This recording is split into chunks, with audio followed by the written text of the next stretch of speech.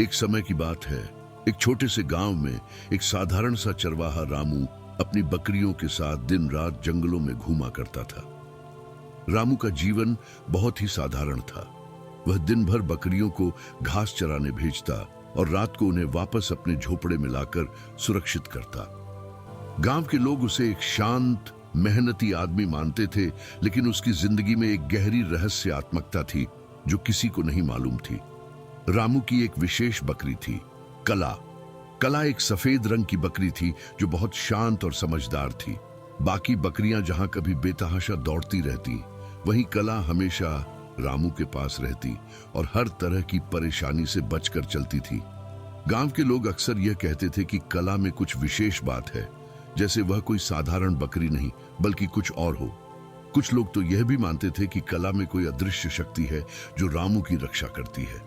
रामू और कला के रिश्ते की कहानी गांव में मशहूर हो चुकी थी, लेकिन कोई भी नहीं जानता था कि यह कहानी एक दिन एक बेहद अजीब मोड़ लेगी। एक दिन जब रामू और कला जंगल में बकरियों के साथ घास चराने गए थे, अचानक कला ने एक अजीब हरकत की। वह बिना किसी कारण के दौड़ने लगी, जैसे उसे कोई खतरनाक चीज दिखाई दी हो। रामू उसे रोकने की कोशिश करता, लेकिन कला की दौड़ और तेज होती गई। उसकी दौड़ किसी विशेष दिशा की ओर थी। रामू ने उसे पकड़ने की बहुत कोशिश की, लेकिन कला जैसे बर्फ की तरह गायब हो गई। काफी समय बाद रामू ने देखा कि कला एक चट्टान के नीचे जाकर रुक गई थी। वहां कुछ चमत्कारी घटनाएं घटी। कला ने उस स्थान पर एक छोटे से बच्चे को जन्म दिया जो पूरी तरह से इंसान जैसा दिखता था। यह बच्चा एक सामान्य इंसान जैसा था, लेकिन उसकी आंखों में कुछ अलग सी चमक थी। रामू पहले तो घबराया, फिर उसने बच्चे को गोद में लिया और उसे अपने घर ले आया।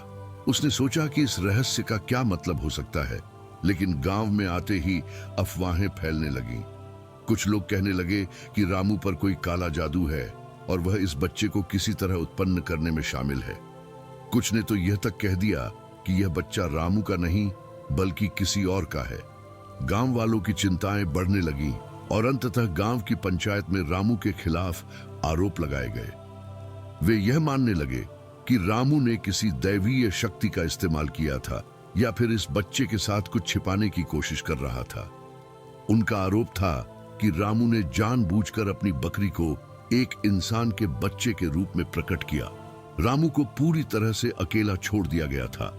उसने समझाने की कोशिश की कि वह पूरी तरह से निर्दोष है, लेकिन कोई भी उसकी बात नहीं सुन रहा था। इस समय तक बच्चा धीरे धीरे रामू के साथ जुड़ने लगा था और उसे विश्वास दिला रहा था कि कुछ और हो रहा है। यह बच्चा केवल एक सामान्य इंसान का बच्चा नहीं था, बल्कि वह एक गहरी शक्तियों से भरा हुआ प्राणी था। एक दिन गांव में एक बुजुर्ग साधु बाबा आए, जो वर्षों से गांव के बाहर एक गुफा में रहते थे। उन्होंने रामू से कहा, तेरे साथ जो हो रहा है वह कोई साधारण घटना नहीं है। यह बच्चा कोई आम इंसान का बच्चा नहीं है। यह सिद्धार्थ है, वह आत्मा जो हजारों साल पहले इस पृथ्वी पर जन्मी थी और अब वह फिर से इसी रूप में पुनर्जन्म लेकर आई है। साधु बाबा ने आगे कहा, कला केवल एक बकरी नहीं है, वह एक प्राचीन आत्मा है जो तुम्हारी मदद करने के लिए भेजी गई थी। तुम्हारी भूमिका इस सच्चाई को समझने और पूरी दुनिया के सामने लाने की है। सिद्धार्थ का पुनर्जन्म एक उद्देश्य को लेकर हुआ है और तुम्हारा साथ देने से तुम उसे पूरा कर पाओगे। रामू ने बाबा की बातों को गंभीरता से लिया, लेकिन उसकी समझ में अब तक कुछ भी स्पष्ट नहीं था। उसने सिद्धार्थ को अपने पास रखा और दोनों के बीच एक गहरा बंधन बन गया। सिद्धार्थ धीरे धीरे यह समझने लगा कि उसकी उपस्थिति रामू के लिए एक गहरी भूमिका निभाने वाली है। रामू भी अब यह महसूस करने लगा कि उसे अपने डर और संकोच को छोड़ देना चाहिए। समय के साथ रामू ने गांव वालों को बताने का निर्णय लिया कि वह सिर्फ एक साधारण चरवाहा नहीं, बल्कि एक बहुत बड़े रहस्य का हिस्सा है। वह सिद्धार्थ की असलियत को स्वीकार कर चुका था और अब उसे दुनिया के सामने लाने के लिए तैयार था। गांव की पंचायती सभा में रामू ने सच्चाई बताई और सिद्धार्थ के बारे में सबको बताया। शुरुआत में लोग शक्की रहे, लेकिन जैसे जैसे रामू ने सिद्धार्थ के बारे में और बातें बताई, वैसे वैसे गांव वालों का दृष्टिकोण बदलने लगा। कुछ समय बाद सबने यह माना कि सिद्धार्थ एक अद्वितीय बच्चा है और रामू उस बच्चे का अभिभावक नहीं बल्कि उसका सच्चा साथी है। समय के साथ सिद्धार्थ ने अपनी अद्भुत शक्तियों से गांव में बदलाव लाना शुरू किया। उसने लोगों को उनके अंदर की अच्छाई और मानवता का एहसास दिलाया। रामू और सिद्धार्थ की साझेदारी ने गांव के वातावरण को बदल दिया। ये दोनों मिलकर एक नई दुनिया की शुरुआत की ओर बढ़े, जहां सत्य और विश्वास सबसे महत्वपूर्ण थे। लेकिन रामू को यह भी महसूस हुआ कि जीवन की सच्चाई स्वीकार करना बहुत कठिन होता है।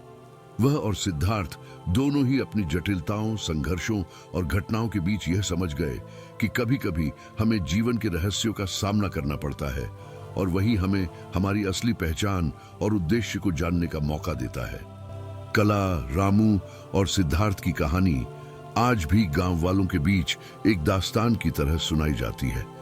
तो दोस्तों, अगर आपको यह कहानी अच्छी लगी हो और आप ऐसी और सच्ची कहानियां सुनना चाहते हैं तो वीडियो को लाइक और शेयर करें और चैनल को भी सब्सक्राइब करें, और आप अपना कीमती सुझाव हमें कमेंट बॉक्स में दे सकते हैं।